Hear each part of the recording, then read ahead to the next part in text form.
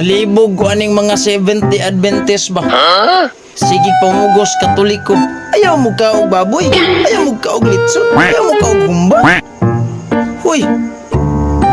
Ah? Kamu, di mo ganahan mga ana.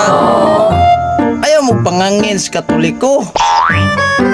Tanaw nyo sa merkado. Iningon man si San Pablo sa unang Korinto 10:25, makahimo kamo pagkaon sa tanang karne nga gibaligya sa merkado, so walay pag-agad sa inyong konsensya.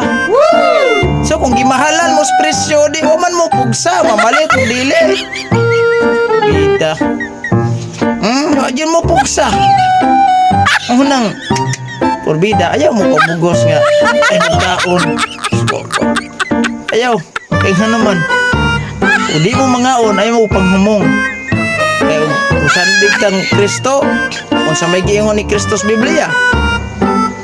Nasa San Lucas Kapitulo 10, versikulo 8.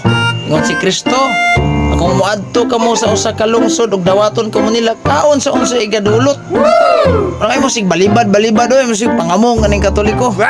Ida ninyo.